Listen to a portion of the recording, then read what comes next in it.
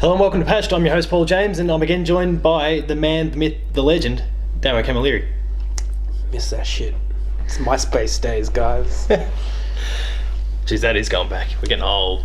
10 years? 10 years ago, Solid Fingers was released, I think. Hey, no, it had to be earlier than that. It must have been an old article. Here's your reminisce cast.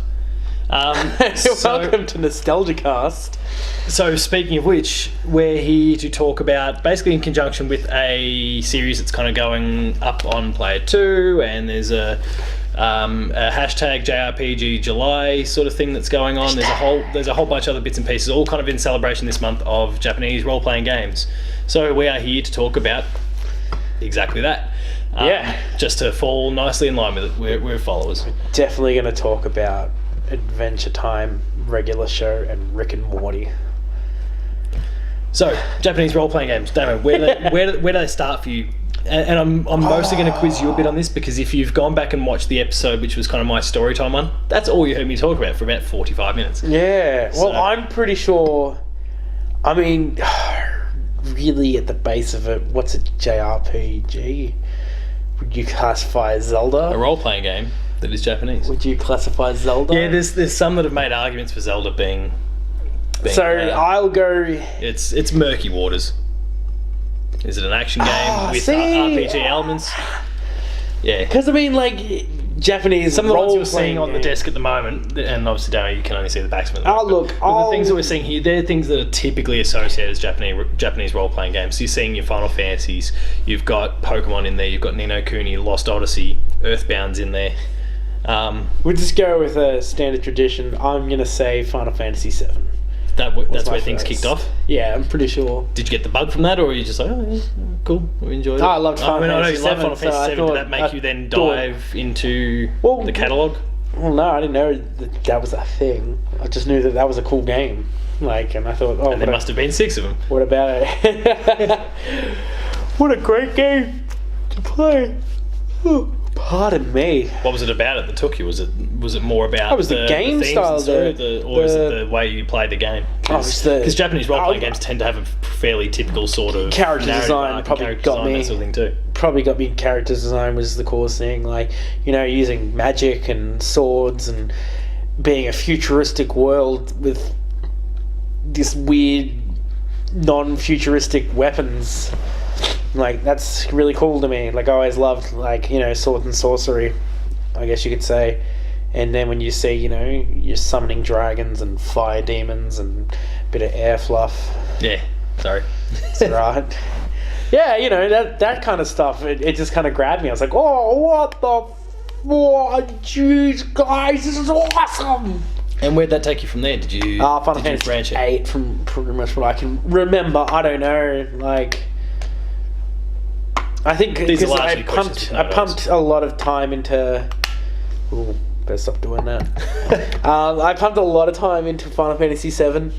So much that my first disc 1 was scratched to the buggery. Just from overuse? Oh yeah, just from overuse. Just from, you know... That's the kind of the thing you had to worry about back in the day, like...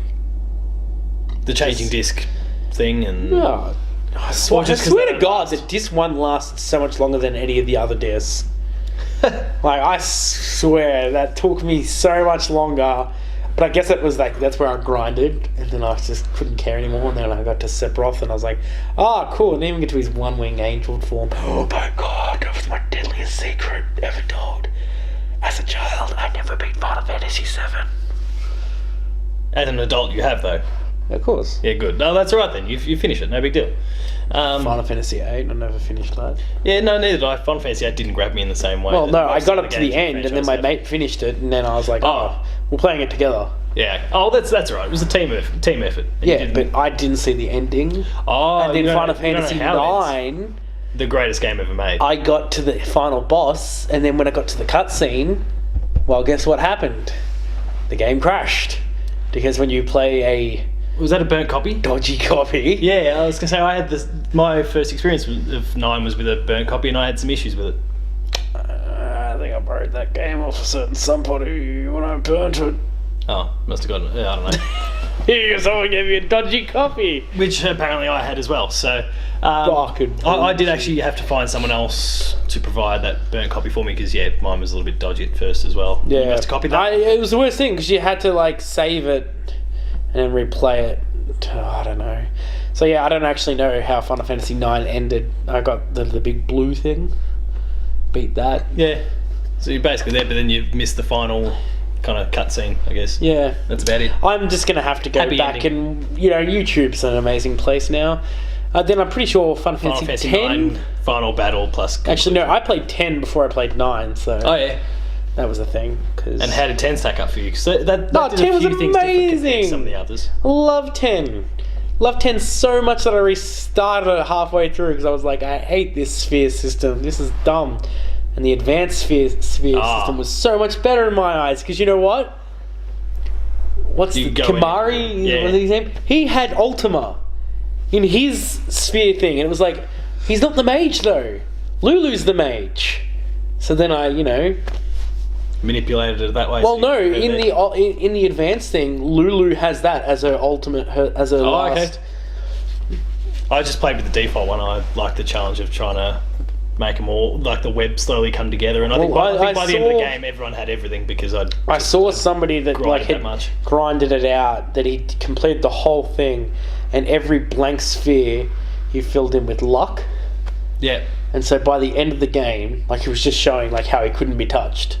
Like they would he'd miss dodge moves, everything. He'd crit every single time. Yeah, so an encounter wouldn't last very long.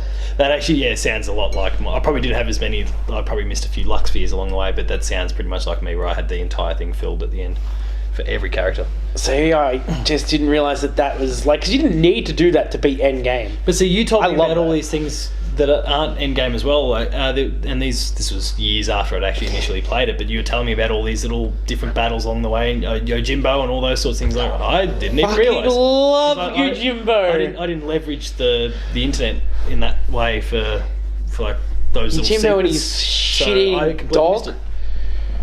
And you had to give him certain amounts of money to get him. So I can't remember what the quantities were. Anima, you could get, what's his name? What was that? Seymour?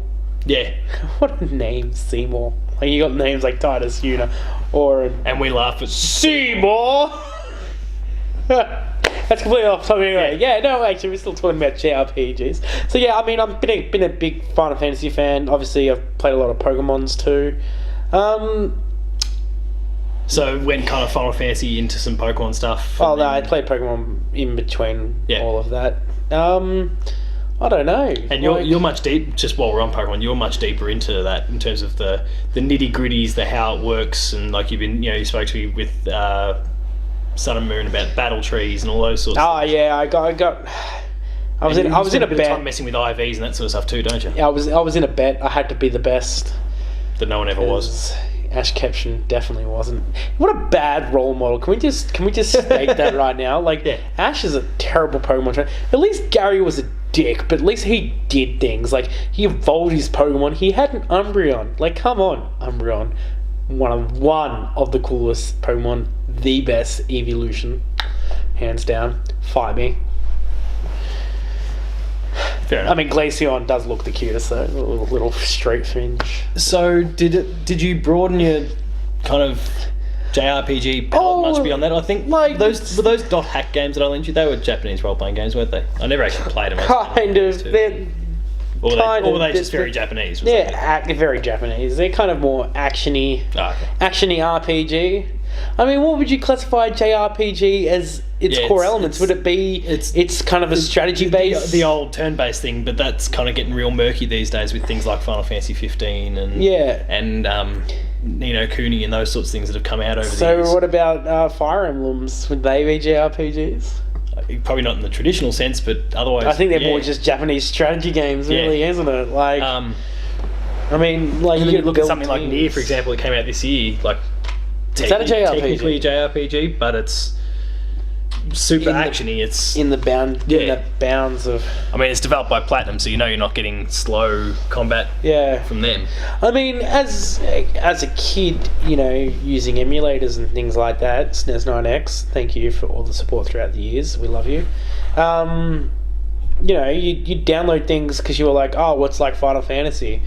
And then you play Final Fantasy 3 or 6 or whatever it was with the shitty translation. It was like Phoenix down. And Phoenix spelled with an F. Ugh, get out of town.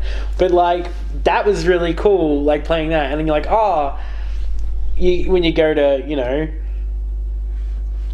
look at it and... We've spoken about a lot of piracy so far. Copies and then emulation. Well, we were not good children. We're in a different generation. Not law-abiding children. Just a different generation, really. When you look at it, it's like... Nowadays, parents more than happy to buy a kid a game because they understand what a game is. Back when we were growing up, it was still that murky, like, you should be getting outside. You should go outside. You should do that. It's like, and you should. Don't get me wrong. It's good for you. Yeah, exactly. Go out with our curtain closed behind us. The nature is fake lights shining your gym. Nature is your gym. You don't need a membership like me, a pleb. But anyway. What were we talking about? Yeah, and you see the related games, and there'd be things like Secret of Evermore, Secret of Mana, Golden Sun, like all those things, and you tap into it, and then I don't think I got hooked as a kid because it was like the Final Fantasies had done it so well, and like I knew what I was doing with them. Like you had a game book if you didn't know what you were doing. Yeah. You know, and internet speed wasn't exactly... There's another flashback, like, to game guides. Yeah. Oh, no, physical ones. Not even game guides, just you use the manual. Like, okay. You know, it's like, what are the buttons? Like, how do I do this? Like, you know, how do I walk? How do I run? How do I talk? Like, you know, tutorials, all that stuff. It's all very different. Where do they sit with you these days? I mean, I know... if you've heard Damo on his podcast, he's not exactly got an abundance of time to just dedicate to any and every game that comes out. No. But where do they fit into your current... I love them. Is it more about going back and playing some of the old ones when you get the chance rather than necessarily diving into new ones? Or if a new one came along that gripped me and... Like, because he still finds time for Pokemon, which is fun. Well, yeah. I mean, everyone finds time for Pokemon because, you know, portable gaming. Thank you, Switch. You know, a new Pokemon would be lovely, Nintendo. It's coming. No, it's coming. That was an E3 announcement. What? There's a core Pokemon RPG coming for Switch. Yep. We've just got to get through Ultra Moon and Ultra Sun first. Yeah, Black and White too. Yeah, the revenge. Yeah, I don't know. Like it's strange. Like I love the elements of JRPGs because they're just. It's not that they're overly Japanese. They can be at times. Like they can be. And I mean, you've heard me talk about this sort of stuff. Wall breaking. I mean, would you classify Metal Gear Solid as being like it's an action game, but like. Even they're like, it's a role-playing game. Like at one stage, the colonel tells you, as you're tripping out, like he's like, you have been playing this for a while, and you're like, I have been playing this for a while. Wait, get out of our head! Like, how do you know I've been playing for a while? That game broke so many fourth walls. It was fantastic. Definitely not an RPG though. Yeah. That's contrary to what they said. It is a role-playing game because you're playing a role. Like. I don't know. It's confusing, isn't it? I mean, like I look at all this, and it's like I know of these. Like you got Tales there. You've got World of Final Fantasy. I think I wanted to play Tales of Symphonia. Tales is one of those that you got me into the anime. Yeah, Tales is one of those that stuck really true to kind of the old conventions. Yeah, and Ni no Kuni. Like you didn't have a PS3, did you? No, so I got to watch it. Together. Ni no Kuni 2's out at the end of this year, so it might be worthwhile looking into. That might hurt me. I think it's a November game if memory serves. And then you got your Pokemon. You got Nier. You got Lost Odyssey, which was one of the big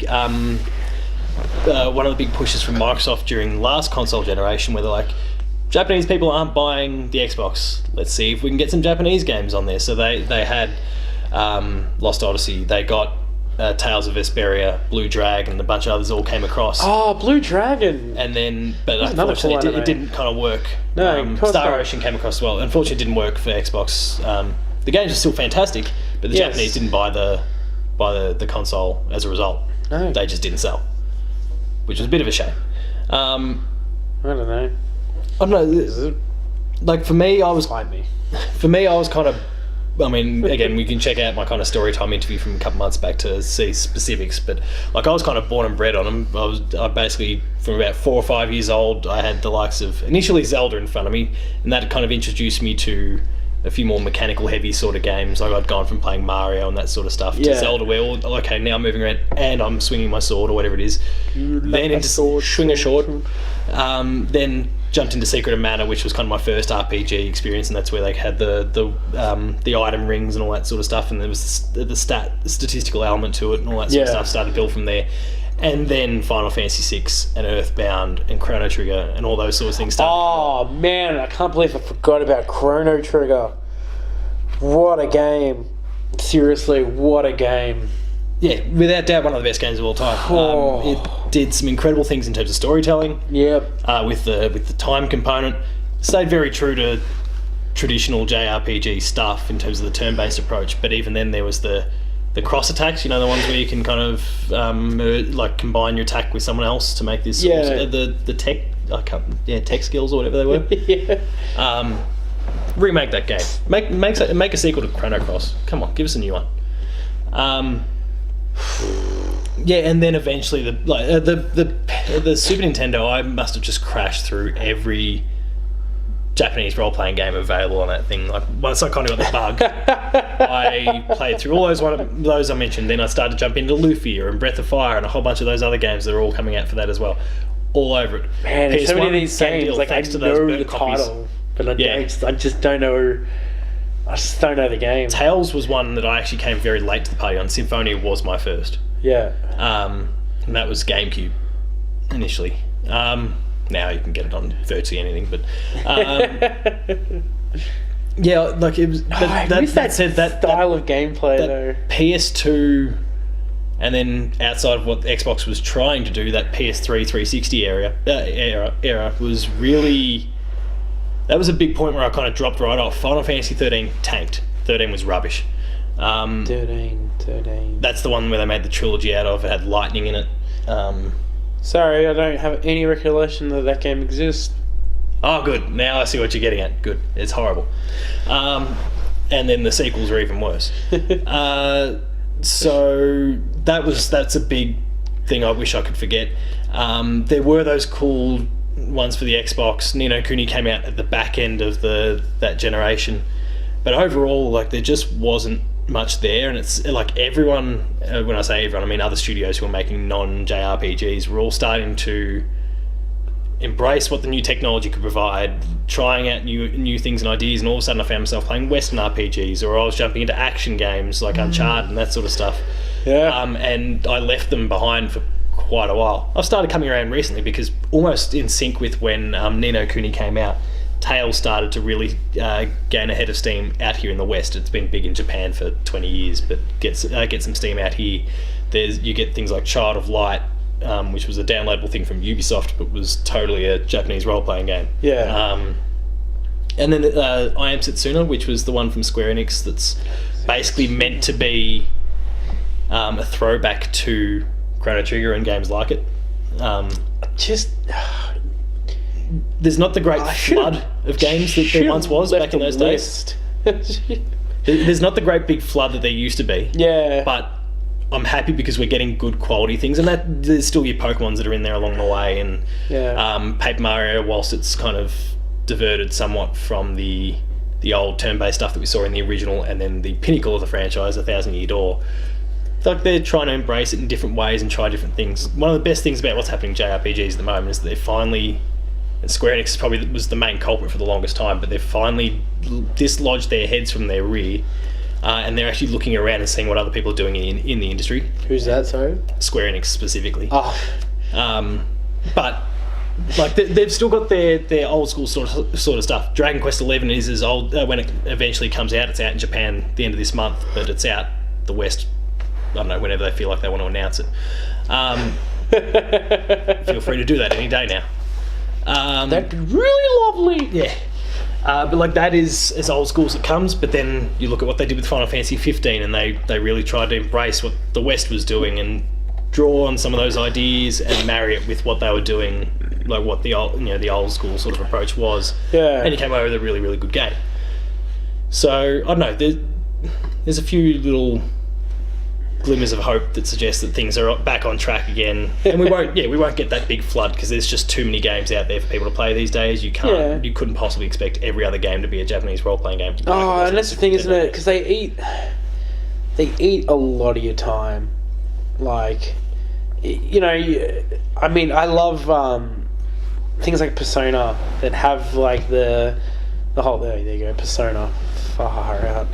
You've got like the speed playthrough kind of option where you make it super easy, and it just kind of, you're able to, like, you don't have to grind, you can just play through it, like you can power through.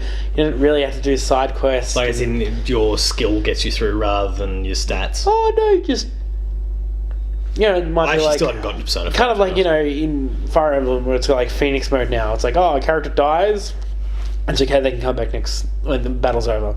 It's like, sure, whatever. Like, I guess like having things like that make JRPGs. Sorry, I know a guy named JRP. Look him up on Twitch. He's a world record holder for Metroid, but that's besides the point. Fusion speedrun. I'm losing my head here because I'm racking through my brain because JRPGs just eat all your time, and that's what I was trying to get at. They eat so much time, but now with developers going and accessibility and things like that, and they're all working towards it, it's like, okay, we still want people to play our game, but we understand that they have lives, and there's a huge market now and things like that, and some of the fans that might have played us 20 years ago can't put in the same amount of time they were able to. Well, those people have grown up, so they've got families, they've got jobs, they've got all those other like real world responsibilities. Me. Families and jobs, that's totally me. I'm that person. You've definitely got a job. Unless you're holding a family back that I don't know of, then good on you. Anyway. No, and that's it. Like, these options make it more plausible, I guess, would be the case for people to play. Like, look at me. I'd die to jump into Final Fantasy VII again, but you have to wait till 2025 to do that. I don't have the time for that. Like, everyone's like, oh, you could just play. It's just like, yeah, but those games aren't just about 5 minutes of grinding and I'm done. Like, 5 minutes gets you nowhere in that long run. Like, even if it was just 5-10 minutes every day, it's like... Have you messed around, just since we're on the topic, have you messed around with the ported version that came to either Steam or Yeah, that's what PS4? I played it on. So do you use those features that allow you to, like, speed up your encounters and all that sort of stuff? Oh, see, the one in Steam just like gave you cloud saves, and I think you got maximum money, which I was able. Handy in some ways. Yeah. Well, yeah, because you remember that house that you could buy. I bought that house. Nice. Because I could. It's no fucking. It does absolutely nothing. It's just I think you get access to a chest. Do you get an achievement or / trophy? I don't know. I hope so, 'cause then I'll do it. And then, like, you get max health and max MP, and it's like, that's handy, but there's no XP. Like, oh, there's an XP booster, and it's like, no, there's not. If there was an XP and AP booster, I would jump on it straight away. Because, like, grinding would be done. And, like, people are like, oh, you're taking away the elements of the game and things like that. It's like, yeah, but all I want is Quadra Magic, Knights of the Round, maxed out on every character, and that's all I need. That's all I need. And then That's where you get your fun from. Yeah, exactly. Because then all I have to do is click it once.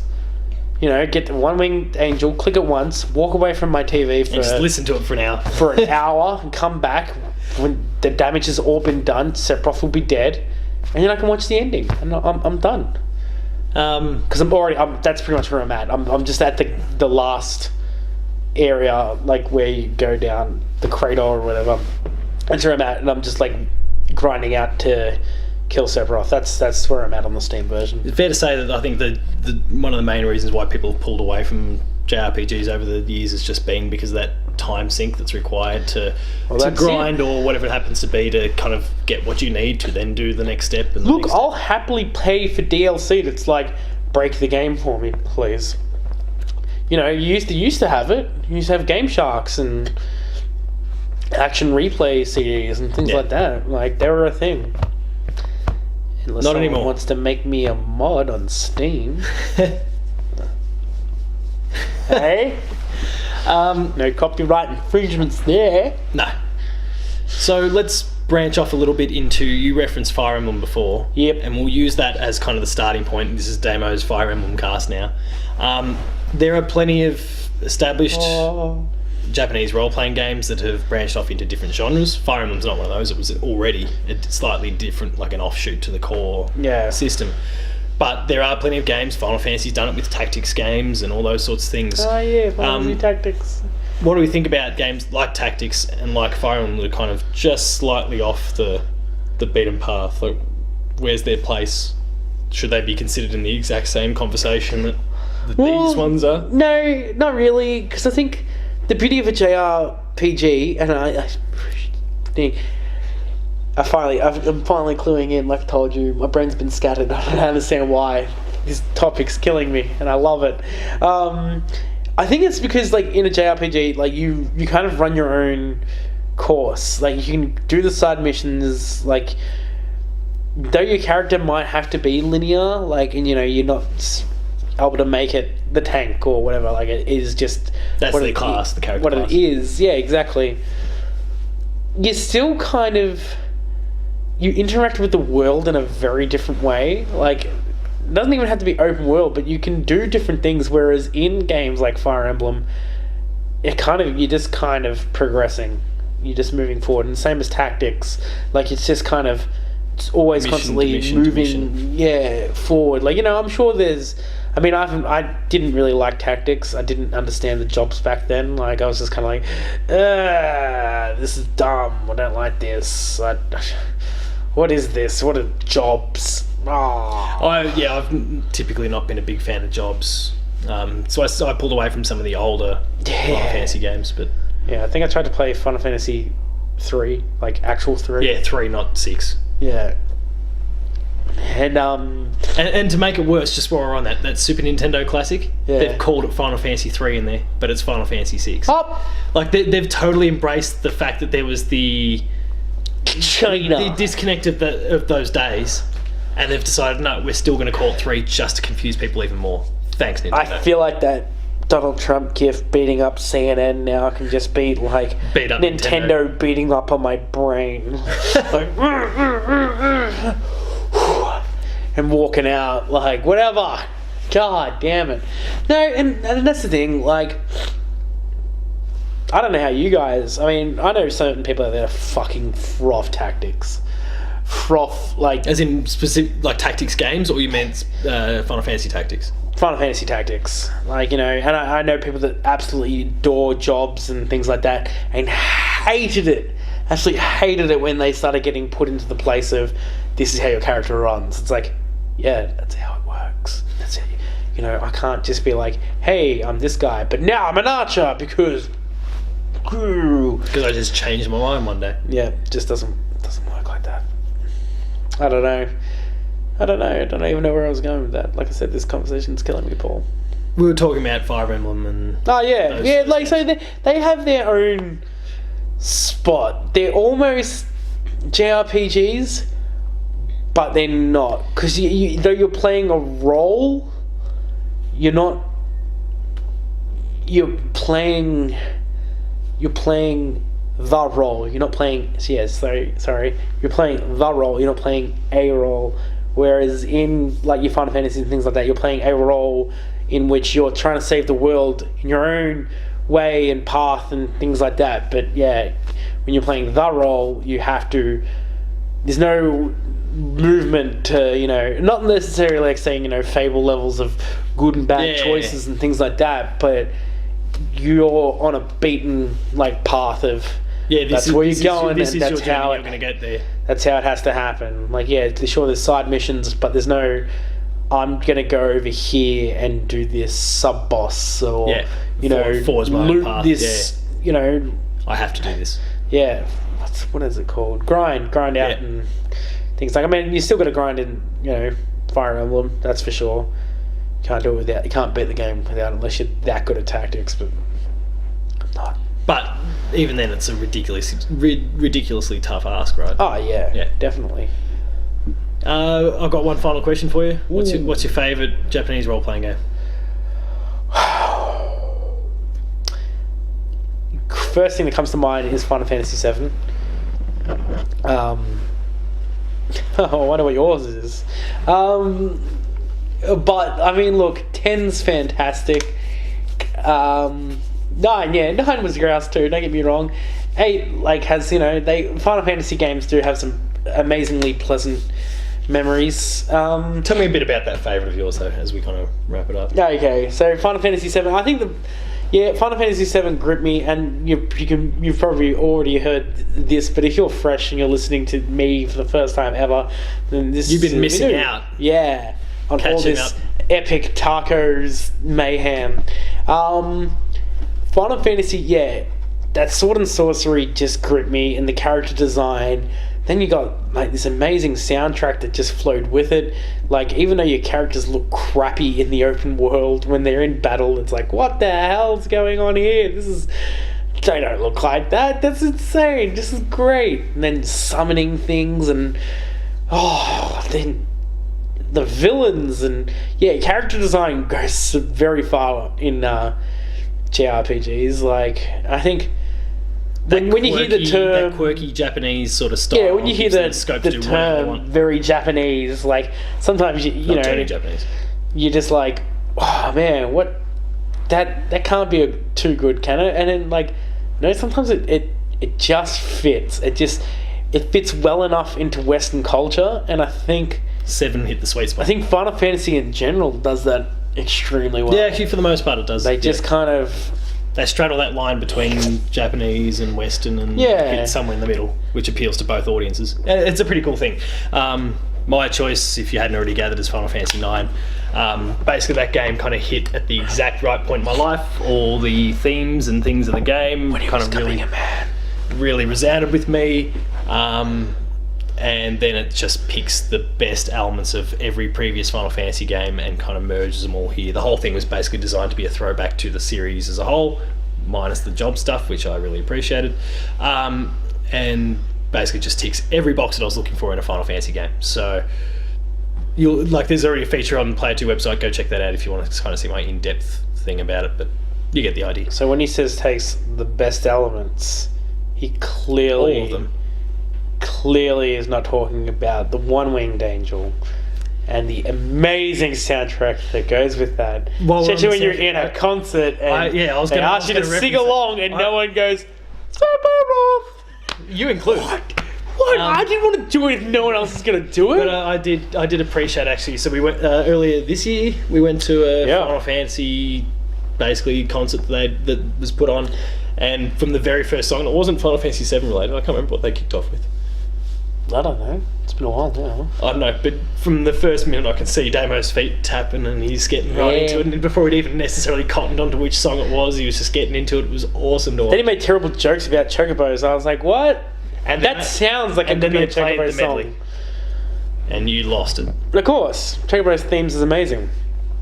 So, on that note... And Final Fantasy VII has the best Chocobo theme too, so fuck you. No, I pay that. On that note, that is our conversation about Japanese role-playing games and a lot of Final Fantasy, all wrapped up. If you want me to play a JRPG, recommend me one on in the comments Talks and on the website at player2.net.au. That's the one. And for more stuff, Player2AU on Twitter, Paul James P2 on Twitter, Tacos Talks. Make sure to visit the website because there is a whole month worth of stuff that we're putting under the title JRPG July. I just went blank on the name for a split second there. That's got links to those who've been basically working on this whole concept for a few years. Yeah. So make sure to kind of check that out because they've been doing a fantastic job with it, and it's really inspired us in what we're doing here, and it's been awesome fun so far. Even if you're a bit JRP jealous, curious. I was trying to make a bisexual, bi-curious thing there. Yeah, check it out. Like, don't sit there and go, oh, I don't like JRPGs. there's going to be something. Give there it a for you. glance. There's got to be. There's enough out there now that you between can find myself and Damo, what we're doing here, plus then what Jen, Stephen, Sarah have all contributed to the website, and maybe a few others. We'll see how that kind of plays out. We're discussing a whole range of different games there, and I'm sure there's going to be something that's going to appeal to you. So give it a bit of a look, see what people have to say. Maybe you'll find yourself in deep with a brand new genre that you may not have tried out before. It'll be awesome. You'll love it. Final Fantasy IX's the best game ever made. When you agree with me, just let me know, alright? Otherwise, if you want to send him a copy of it too, that I can pass on to you. You bought me this on eBay. Feel free to do that. Buy Paul a copy. Make sure you just scratch into the back. Final Fantasy VII was clearly better. And just... on that note, be that guy. Thank you very much for watching, and we'll see you later. See you guys.